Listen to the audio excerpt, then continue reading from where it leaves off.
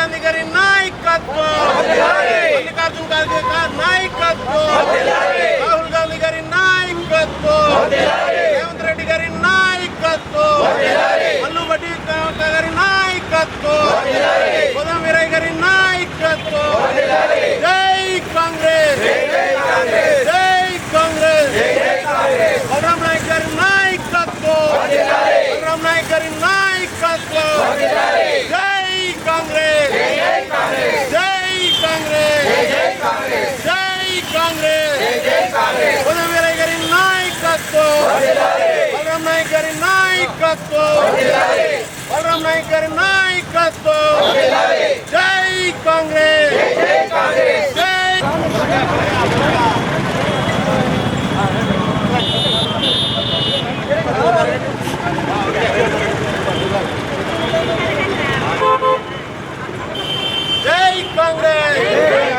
కాంగ్రెస్, జై కాంగ్రెస్, జై కాంగ్రెస్, జై కాంగ్రెస్, జై కాంగ్రెస్, జై కాంగ్రెస్. సోనియా గాంధీ గారి నాయకత్వం, మల్లికార్జున ఖార్గే గారి నాయకత్వం, రేవంత్ రెడ్డి గారి నాయకత్వం, భట్టి గారి నాయకత్వం, గోదాం వీరయ్య గారి నాయకత్వం, బలరాం నాయక్ గారి నాయకత్వం. జై కాంగ్రెస్ పార్టీ టికెట్ ఇవ్వడం మా కాంగ్రెస్ శ్రేణులకు ఆనందదాయకం. మా డివిజన్ పార్టీ తరఫున ఈరోజు చాలా సంబరాలు చేసుకుంటున్నాం. బాణసంచా కాల్చి కార్యకర్త డివిజన్ కాంగ్రెస్, మహిళా కాంగ్రెస్, డివిజన్ కాంగ్రెస్, పట్టణ కాంగ్రెస్ అందరి సమక్షంలో అందరూ హ్యాపీగా సంతోషంగా ఉన్నాం.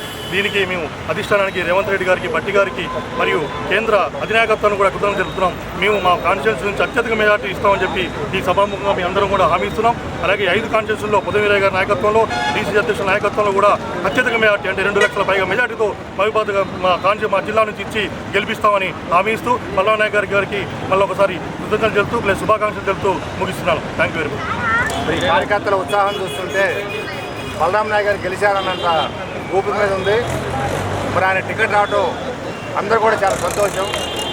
టికెట్ ఇచ్చినందుకు ఏఐసీసీ కానీ అలాగే సీఎం గారు కానీ మేము ప్రత్యేక ధన్యవాదాలు తెలియజేస్తున్నాం. ఈ ఊపుతోనే ఈ 4 రోజులు కష్టపడి ఖచ్చితంగా బలరాం నాయక్ గారిని గెలిపించుకుంటే భద్రాచలం అభివృద్ధి చెందుతుందని చెప్పి తెలియజేస్తున్నాం. రేపు రాబోయే రోజుల్లో సెంట్రల్ కూడా కాంగ్రెస్ వస్తుంది, స్టేట్లో కాంగ్రెస్ ఉంది. ఎంపీ కూడా గెలిస్తే గతంలో కూడా ఆయన 2014 పూర్వం ఉన్నప్పుడు చూస్తున్నారు, 2వ బ్రిడ్జి చూస్తున్నారు, ఇంకా అది పూర్తి కూడా కాలేదు. ఆయన ఓపెనింగ్ అయ్యే పరిస్థితి ఉంది. అలాగే వెంకటాపురం కూడా బ్రిడ్జి పెట్టారు, అలాగే పన్నశాల బ్రిడ్జి పెట్టారు.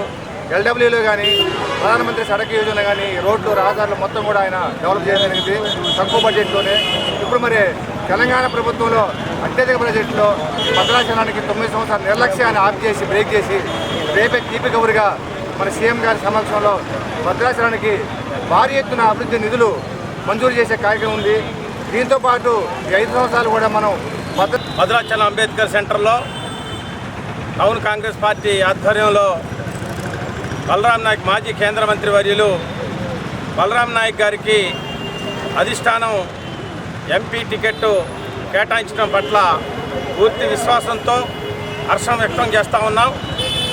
మరి అదేవిధంగా బలరాం నాయక్ గారికి టికెట్ రావటం కాంగ్రెస్ శ్రేణుల్లో ఎంతో ఆనందకరంగా, ప్రతి నియోజకవర్గంలో ఉన్నటువంటి 7 నియోజకవర్గాల్లో కూడా ఆయనకి టికెట్ రావటం మీద అందరికీ కూడా ఆనందకరంగా ఉంది. ఈ యొక్క టికెట్ని కేటాయించినందుకు మరి ఏఐసీసీ అధ్యక్షులు మల్లికార్జున ఖర్గే గారికి, అదేవిధంగా సోనియా గాంధీ గారికి, రాహుల్ గాంధీ గారికి, తెలంగాణ రాష్ట్ర ముఖ్యమంత్రి వర్యులు రేవంత్ రెడ్డి గారికి, మరి డిప్యూటీ ముఖ్యమంత్రి, అదేవిధంగా మన పార్లమెంట్ అభ్యర్థిగా ప్రకటించడం పట్ల భద్రాచల నియోజకవర్గ కాంగ్రెస్ పార్టీ ఆధ్వర్యంలో పెద్ద ఎత్తున బాణసంచా కాల్చి హర్షం వ్యక్తం చేస్తూ ఉన్నాం. ముఖ్యంగా పార్లమెంట్ అభ్యర్థిగా, మాజీ కేంద్ర మంత్రిగా ఈ ప్రాంతంలో ఎంతో అభివృద్ధి చేసిన ఘనత కోరిక బలరాం నాయక్ గారు. ఈరోజు తెలంగాణ రాష్ట్రంలో కాంగ్రెస్ పార్టీ అధికారంలో ఉండి ఆయన మళ్ళొక్కసారి ఎంపీ అభ్యర్థిగా మనందరం గెలిపించుకున్నట్లయితే పెద్ద ఎత్తున ఈ ప్రాంతాన్ని అభివృద్ధి చేసుకునే బాధ్యత మనందరి మీద ఉంది. ఇప్పటికే ఆ రోజున విభజనలో నష్టపోయిన భద్రాచలాన్ని 10 ఏళ్ల బీఆర్ఎస్ ప్రభుత్వంలో పూర్తిగా నష్టపోయిన పరిస్థితి చూస్తూ ఉన్నాం. ఇప్పుడు తెలంగాణలో కాంగ్రెస్ ప్రభుత్వం ఉంది. ఏదైతే కాంగ్రెస్ ఎంపీగా మనం గెలిపించుకున్నట్లయితే ఈ ప్రాంతాన్ని పూర్తిగా అభివృద్ధి చేసుకుంటాం కాబట్టి ప్రజలందరూ కూడా కాంగ్రెస్ పార్టీ అభ్యర్థి అయిన బలరాం నాయక్ గారికి ఓటేసి అత్యధిక మెజార్టీతో గెలిపిస్తే ఈ ప్రాంతం మరలా కూడా ఎలాగైతే ఉందో మళ్ళీ మంచి అభివృద్ధి చేసుకొని 5 పంచాయతీలు ఏంటి, రామాలయ అభివృద్ధి ఏంటి, రైల్వే లేని ఇవన్నీ కూడా సాధించుకునే కాంగ్రెస్ పార్టీ నియోజకవర్గం ఆధ్వర్యంలో ఎంపీ టికెట్గా కోరిక బలరాం నాయక్ గారికి ఇవ్వడం చాలా హర్షించదగ్గ విషయము. ఈ శుభ సందర్భాన్ని పురస్కరించుకొని ఈరోజు అంబేద్కర్ సెంటర్లో అంబేద్కర్ విగ్రహానికి పూలమాల వేసి ఆనందాన్ని వ్యక్తం చేస్తూ మరి ముఖ్యంగా సీఎం రేవంత్ రెడ్డి గారికి ప్రత్యేకమైనటువంటి ధన్యవాదాలు, కృతజ్ఞతలు తెలియజేసుకుంటూ కోరిక బలరాం నాయక్ గారి విజయాన్ని ఆకాంక్షిస్తూ భద్రాచలంలో ఈరోజు కాంగ్రెస్ పార్టీ ఆధ్వర్యంలో ఆనందాన్ని వ్యక్తం చేసి ఒక మంచి ప్రోగ్రాంని ఏర్పాటు చేయడం జరిగింది. ఈ ప్రోగ్రాంకి ఏర్పాటు చేయడం వచ్చినటువంటి ప్రతి ఒక్కరికి కూడా పేరు పేరున హృదయపూర్వక ధన్యవాదాలు తెలియజేస్తున్నాము. మరి కోరిక బలరాం నాయక్ గారు మాజీ కేంద్ర మంత్రిగా పనిచేసినటువంటి అనుభవం ఉంది. బడుగు బలహీన వర్గాలు బాగా అభివృద్ధి చెందారు అంటే వారి యొక్క హయాంలోనే చేశారు. అదేవిధంగా మరి అందరి ప్రోత్సాహంతో ప్రస్తుతం ఉన్నటువంటి మంత్రులు, అదేవిధంగా సీఎం రేవంత్ రెడ్డి గారి వారి అందరి సహకారంతో మన ఎంపీ అభ్యర్థి అయినటువంటి కోరిక బలరాం నాయక్ గారిని అఖండ మెజార్టీతో గెలిపించుకున్నట్టు.